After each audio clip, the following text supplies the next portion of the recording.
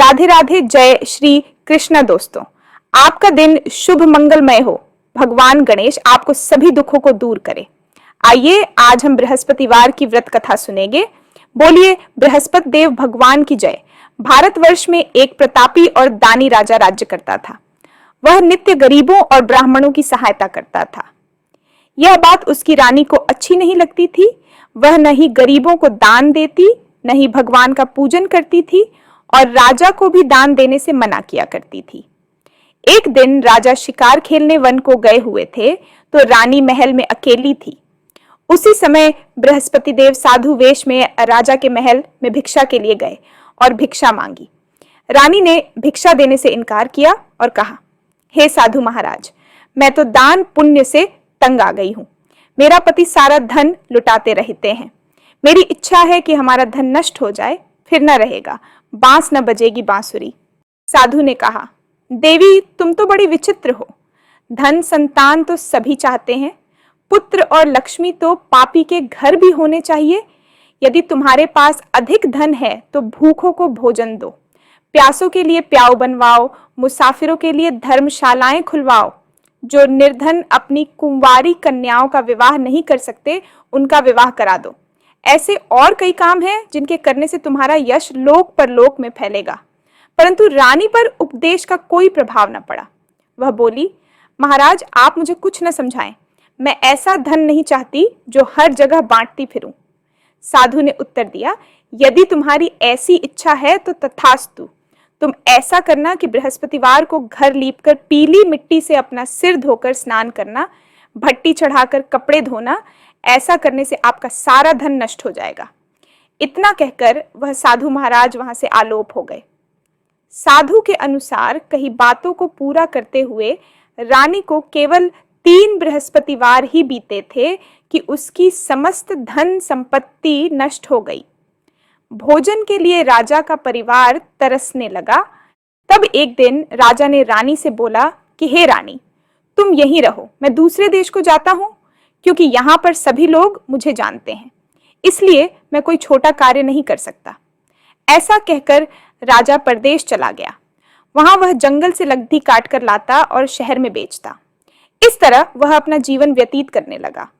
इधर राजा के प्रदेश जाते ही रानी और दासी दुखी रहने लगी।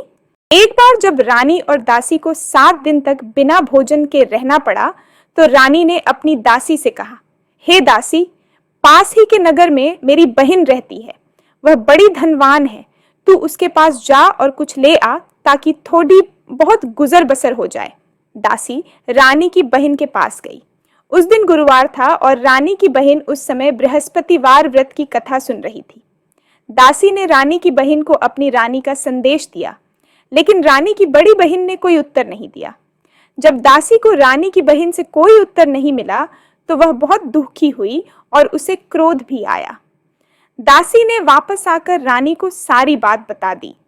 सुनकर रानी ने अपने भाग्य को कोसा। उधर रानी की बहन ने सोचा कि मेरी बहन की दासी आई थी, परंतु मैं उससे नहीं बोली, इससे वह बहुत दुखी हुई होगी। कथा सुनकर और पूजन समाप्त करके वह अपनी बहन के घर आई और कहने लगी, हे बहन, मैं बृहस्पतिवार का व्रत कर रही थी। तुम्हारी दासी मेरे घर आई थी, परंतु जब तक कथा होती है तब तक न तो उठते हैं और न ही बोलते हैं, इसलिए मैं नहीं बोली। कहो बहन, तुमने दासी को क्यों भेजा था? रानी अपनी बहन से बोली, बहन, हमारे घर में अनाज का एक दाना भी नहीं है। तुम तो सारी बात जानती हो। 7 दिन से हम भूखे हैं, इसीलिए मैंने अपनी दासी को तुमसे 5 सेर अनाज लेने भेजा था। रानी की बात सुनकर रानी की बहन बोली, बहन, बृहस्पति देव सब मनोरथों को पूर्ण करने वाले हैं। देखो, शायद तुम्हारे घर में अनाज रखा हो। यह सुनकर दासी अंदर गई तो एक घड़ा भरा अनाज रखा मिला। उसे बड़ा आश्चर्य हुआ, क्योंकि उसने एक एक बर्तन देखा था। सारे बर्तन खाली थे, तो ये अनाज का भरा घड़ा यहाँ कैसे आ गया? वह सोचने लगी। उसने बाहर आकर रानी को बताया। बहन ने रानी और दासी को बताया कि घड़ा भर अनाज भगवान बृहस्पति देव की कृपा से आया है। यह सुनकर दासी ने रानी से कहा, हे रानी, देखो, जब हमें अन्न नहीं मिलता तो हम कई रोज तक भूखे रहते हैं। अगर सप्ताह में एक दिन भूखे रहकर व्रत रखकर यदि 6 दिन भोजन मिले तो क्या बुराई है? आप अपनी बहन से व्रत की विधि पूछ लीजिए, हम भी व्रत को विधि पूर्वक करेंगे। दासी के आग्रह पर रानी ने अपनी बहन से बृहस्पतिवार के व्रत की विधि पूछी। उसकी बहन बोली, हे बहन, बृहस्पति देव का व्रत बेहद सरल है। इस व्रत हेतु बृहस्पतिवार को चने की दाल गुड़ से विष्णु भगवान की केले की जड़ में पूजा करते हैं और दीपक जलाते हैं। इस दिन पीले वस्त्र पहने और पीला भोजन करें तथा पहले कथा सुने। इस प्रकार गुरु बृहस्पति देव प्रसन्न होकर अन्न, धन तथा पुत्र देते हैं। व्रत और पूजन की विधि बताकर रानी की बहन अपने घर चली गई। रानी और दासी ने निश्चय किया कि वे बृहस्पतिवार का व्रत अवश्य करेंगी। जब बृहस्पतिवार आया तो उन्होंने व्रत रखा। वे घुड़साल में जाकर गुड़ चना बीन लाई और उससे केले की जड़ का पूजन किया। अब समस्या थी पीले भोजन की। पीला भोजन कहाँ से आए? दोनों बहुत दुखी हुई, परंतु भगवान बृहस्पति देव उनके व्रत से प्रसन्न हुए। वे एक साधारण व्यक्ति के रूप में 2 थालों में सुंदर पीला भोजन लेकर आए और दासी को देकर बोले, हे दासी, यह भोजन तुम्हारे और रानी के लिए है, अतः तुम दोनों यह भोजन कर लो। रानी को भोजन के विषय में कोई जानकारी नहीं थी। दासी अपनी रानी के पास जाकर बड़ी प्रसन्नता से बोली, रानी जी, भोजन कर लो। रानी दासी से बोली, जा तू ही कर ले भोजन। दासी बोली, हे रानी, एक व्यक्ति भोजन दे गया है। रानी बोली, वह व्यक्ति तेरे ही लिए भोजन दे गया है, जा तू ही कर ले भोजन। दासी ने कहा, नहीं रानी, वह केवल मेरे लिए नहीं, हम दोनों के लिए 2 थालों में अत्यधिक स्वादिष्ट भोजन दे गया है। आइए भोजन ग्रहण कीजिए। दोनों ने गुरु बृहस्पति देव को नमस्कार कर भोजन प्रारंभ किया। उसके बाद वे प्रत्येक बृहस्पतिवार को विधिपूर्वक व्रत करने लगी। बृहस्पति देव की कृपा से उनके पास पहले के ही समान धन हो गया, परंतु धन ने फिर से रानी को आलसी बना दिया। तब दासी बोली, देखो रानी, तुम पहले भी इसी आलस्य के वशीभूत होकर धन नष्ट कर चुकी हो। अब गुरु महाराज की कृपा से फिर सुख के दिन लौटे हैं तो तुमने फिर से आलस्य का दामन थाम लिया है। बड़ी मुसीबतों के उपरांत हमें धन की प्राप्ति हुई है, अतः हमें अब दान पुण्य करना चाहिए। दासी की बात मानकर रानी भूखों को भोजन कराने लगी। उसने प्याऊ लगवाए, ब्राह्मणों को धन दिया, अपाहिजों और अनाथों को दान दिया। कुएं, तालाब, बावड़ी, बाग बगीचे लगवाए, मंदिरों, पाठशालाओं, धर्मशालाओं का निर्माण कराया, निर्धनों को धन दिया, कुंवारी कन्याओं की शादी करवाई। उसने अपना काफी धन शुभ कार्यों में खर्च किया, जिससे रानी की प्रसिद्धि फैलने लगी। उसके कुल की कीर्ति बढ़ने लगी। दासी की बात मानने से उसके पितृ भी अत्यंत प्रसन्न हुए। अपने अच्छे कर्मों व बृहस्पति देव के व्रत से रानी की बुद्धि ठीक हो गई। एक दिन रानी और दासी आपस में विचार करने लगी कि ना जाने राजा किस हाल में और किस दशा में होंगे। राजा की कोई भी खोज खबर उन्हें नहीं थी। उन्होंने राजा के लिए गुरु बृहस्पति देव से प्रार्थना की। गुरु महाराज रात में राजा को स्वप्न में दिखे और बोले, हे राजन, उठ, तेरी रानी तुझे याद करती है, अपने देश लौट जा। राजा प्रातः काल उठकर अपने स्वप्न के विषय में विचार करने लगा।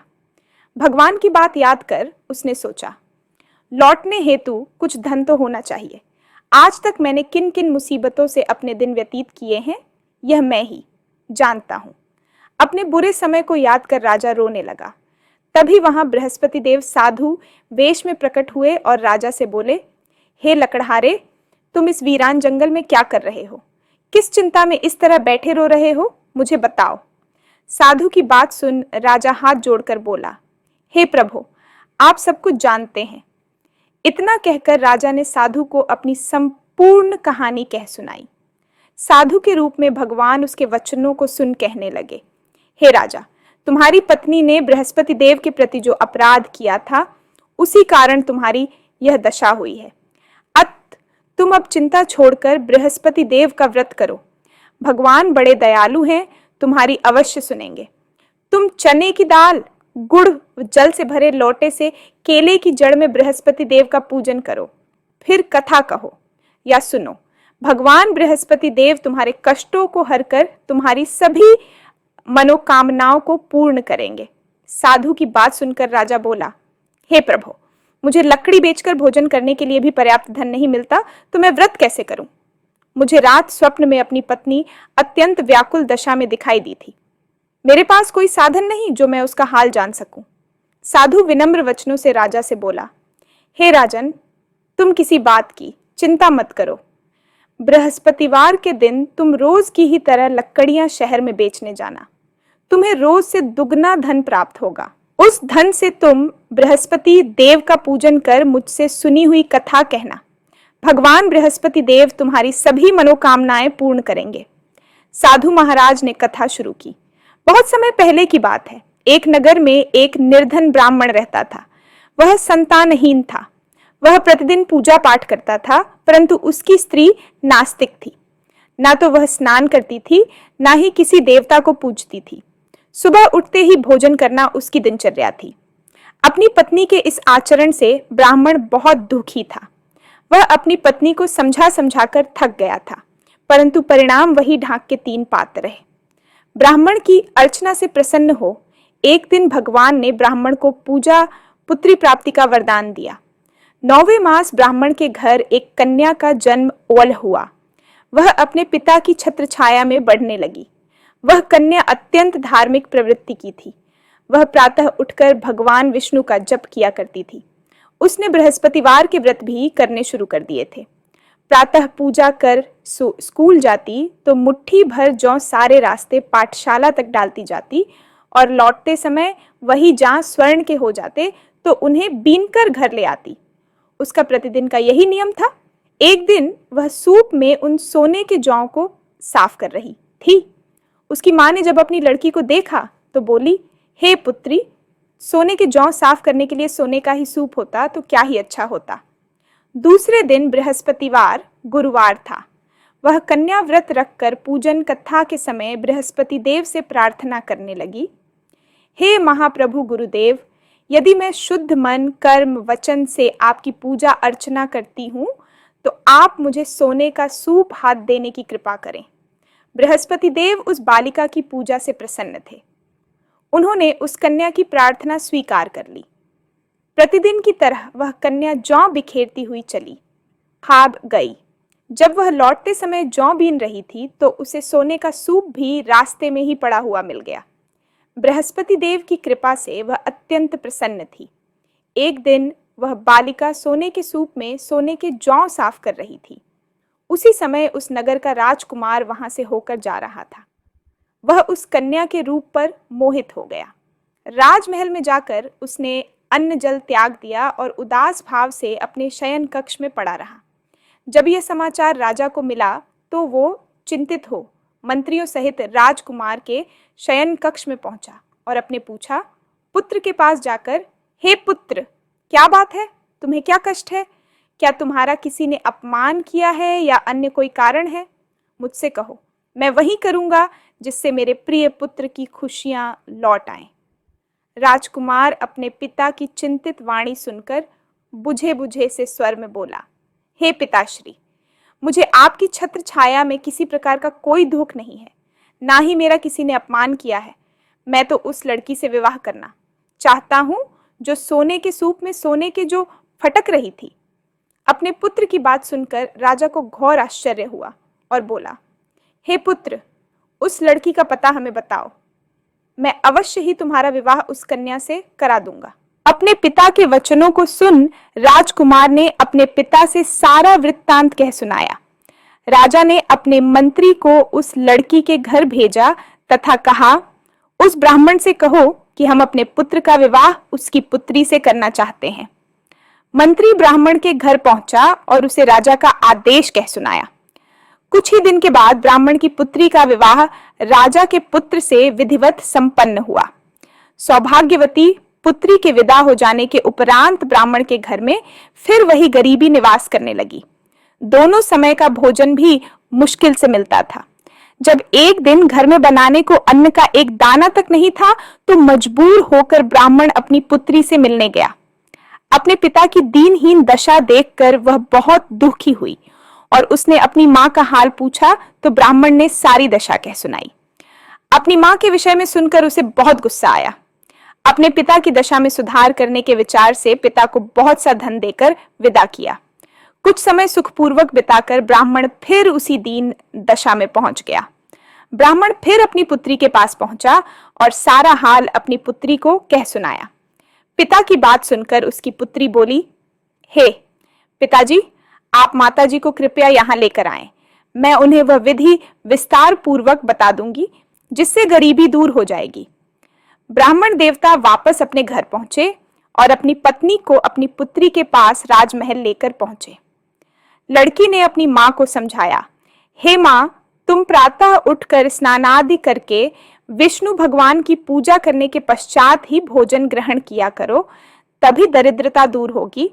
परंतु उसकी बुद्धि पर अपनी पुत्री के उपदेशों का कोई प्रभाव नहीं पड़ा। एक दिन उसकी पुत्री को बहुत क्रोध आया। अगले दिन बृहस्पतिवार था। उसने रात को अपनी मां को कोठरी खाली करवाकर उसमें बंद कर दिया। प्रातः ही कोठरी खोलकर अपनी मां को स्नान करवाकर विष्णु भगवान की पूजा पाठ करवाई। प्रभु की कृपा से उसकी मां की बुद्धि ठीक हो गई और वह हर बृहस्पतिवार का व्रत करने लगी। इस व्रत के प्रभाव से उसकी मां को पुत्र एवं धन की प्राप्ति हुई और मृत्यु के पश्चात दोनों पति पत्नी को मोक्ष की प्राप्ति हुई। राजा को बृहस्पति देव की कथा सुनाकर साधु अंतर ध्यान हो गए। धीरे धीरे समय व्यतीत होने लगा। बृहस्पतिवार के दिन राजा जंगल से लकड़ी काटकर शहर में बेचने गया। वहां उसे लकड़ियों के अच्छे दाम मिले। राजा ने बचे धन से चना, गुड़ व अन्य सामग्री लेकर बृहस्पति देव का व्रत व पूजन किया। उस दिन से उसके सारे कष्ट मिट गए, परंतु अगले गुरुवार को वह व्रत करना भूल गया। इस कारण बृहस्पति देव भगवान नाराज हो गए। उस दिन उस नगर के राजा ने एक भव्य यज्ञ तथा भोज का आयोजन किया था। समस्त नगर राजा के आदेश पर भोजन करने राजा के महल पर गया, क्योंकि राजा का आदेश था कि जो मनुष्य घर में चूल्हा जलाएगा उसे फांसी दे दी जाएगी।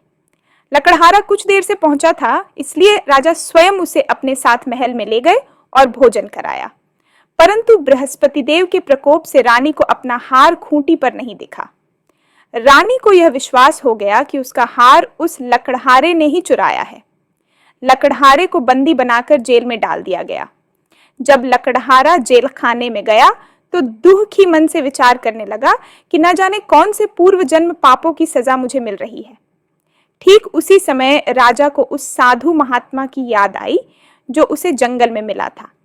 उसके बाद बृहस्पति देव साधु रूप में प्रकट हो राजा की दीन दशा को देखकर बोले, हे मूर्ख, तूने बृहस्पति देव की कथा नहीं कही।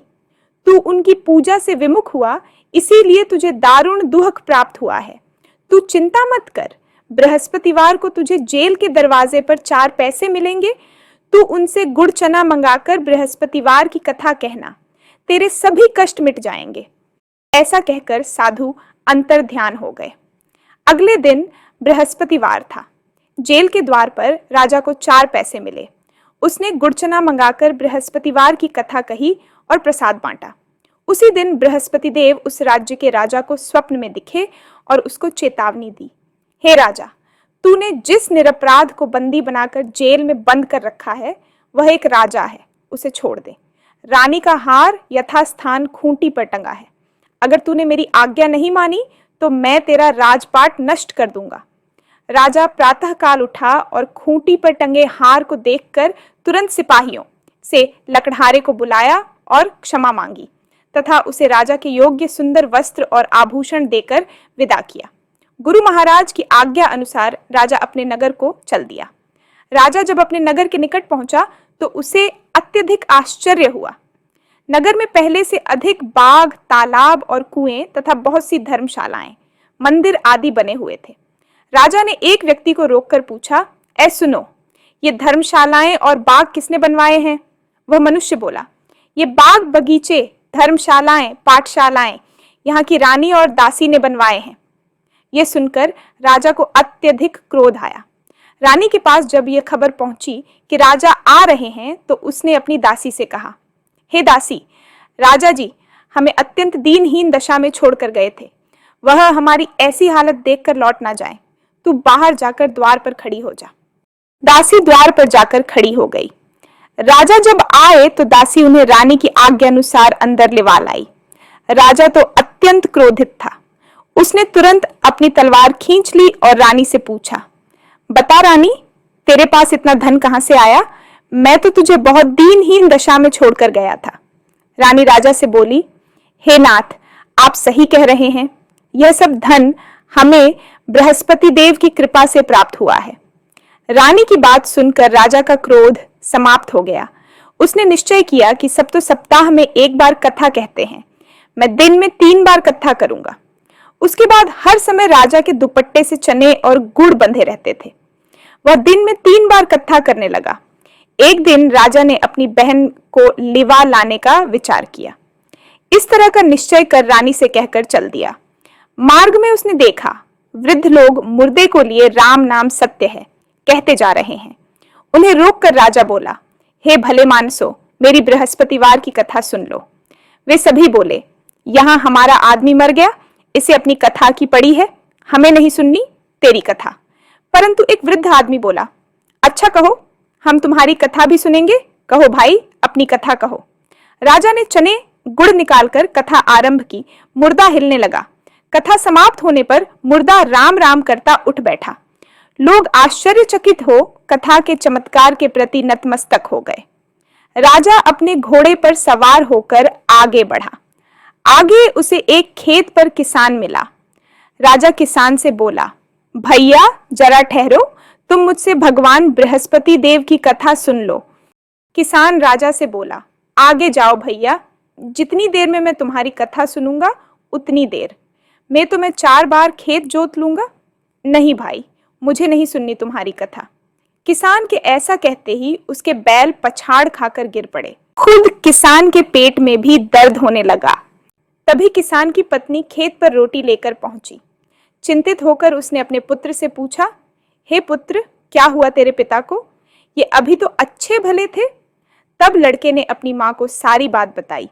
वह दौड़कर राजा के करीब पहुंचकर बोली, हे राजन, रुको, मैं सुनूंगी तुम्हारी कथा, परंतु कथा मेरे खेत पर चलकर कहनी होगी। राजा खेत पर पहुंचा और उसने चने और गुड़ हाथ में लेकर कथा कही, प्रसाद बांटा। किसान के बैल पुनः जीवित हो गए और किसान भी स्वस्थ हो गया। राजा सीधा अपनी बहन के घर पहुंचा। बहन ने अपने राजा भैया की बहुत आवभगत की। राजा की अभी एक समय की कथा बाकी थी। वह अपनी बहन से बोला, बहन, मुझे कथा कहनी है। तुम कोई ऐसा मनुष्य ले आओ जिसने कुछ न खाया हो, उसे ही मैं कथा सुना सकता हूँ। अपने भाई की बात सुन राजा की बहन बोली, भैया, हमारे नगर में तो सभी सबसे पहले भोजन करते हैं, तत्पश्चात ही कुछ कार्य करते हैं। ऐसे में कोई भूखा तो मिलना कठिन है, फिर भी मैं देखती हूँ। ऐसा कहकर राजा की बहन किसी भूखे व्यक्ति की टोह में निकल पड़ी। सारा नगर छान मारा, परंतु ऐसा कोई नहीं मिला जो बिना खाए हो। अंत में वह एक गरीब किसान के घर पहुंची। वहां पर उस किसान का पुत्र अत्यंत बीमार था, इसलिए 3 दिन से किसान ने कुछ नहीं खाया था। उसने तुरंत अपने भाई को वहीं बुला लिया और कथा कहने को कहा। किसान ने राजा की कथा सुनी तो उसका बीमार लड़का सही हो गया।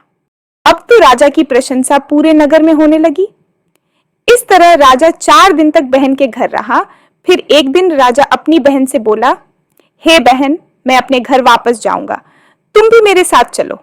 राजा की बहन अपनी सास से पूछने पहुंची, माताजी, मेरे भैया मुझे अपने साथ ले जाना चाहते हैं। राजा की बहन की सास ने कहा, तू तो चली जा, परंतु बच्चों को मत ले जाना, क्योंकि तेरी भाभी निपूती है, उसको कोई संतान नहीं हुई, मेरे पोते पोतियों के नजर लग जाएगी। तब राजा की बहन ने सारी बात अपने भैया से कह दी। अपनी बहन की बात सुनकर राजा बोला, जब बच्चे ही नहीं जाएंगे तो तू क्या करेगी? तू भी यहीं रह। राजा दुखी मन से वापस महल में लौट आया। घर आकर उसने अपनी पत्नी से सारी बात बताई। वह भी अत्यंत दुखी हुई। रानी बोली, हे बृहस्पति देव, आपकी अनुकंपा से हम सर्व सुखी हैं। हे प्रभु, मुझे पुत्र भी दे दो ताकि मेरे ऊपर लगा कलंक दूर हो जाए। बृहस्पति देव ने उसकी प्रार्थना सुन ली। 9वें मास रानी के एक सुंदर पुत्र पैदा हुआ। तब राजा रानी से बोला कि हे रानी, महिलाएं बिना खाए रह सकती हैं, लेकिन बिना बोले नहीं रह सकती। इसलिए मेरी बहन आए तो तुम उसे कुछ मत कहना। उधर जब राजा की बहन ने सुना तो वह अपने भाई को बधाई देने मायके आई। तब रानी ने ननद को ताना देते हुए कहा, घोड़ा छड़ी न आई, गधों छड़ी आई। राजा की बहन बोली, यदि मैं इस प्रकार ना कहती तो तुम माता कैसे बनती? हे बृहस्पति देव, आपने जिस प्रकार राजा को सर्व सुख संपन्न किया, उसी तरह सभी को सुख देना। बोलिए बृहस्पति देव भगवान की जय। इस प्रकार आज हमने गुरुवार की संपूर्ण कथा सुनी। आशा करती हूं आपको इस कथा को सुनने का पूरा फल मिलेगा। मेरे साथ बने रहने के लिए धन्यवाद। आगे की कथा कहानियां सुनने के लिए चैनल को सब्सक्राइब करना न भूलें। धन्यवाद। राधे राधे। जय श्री कृष्णा।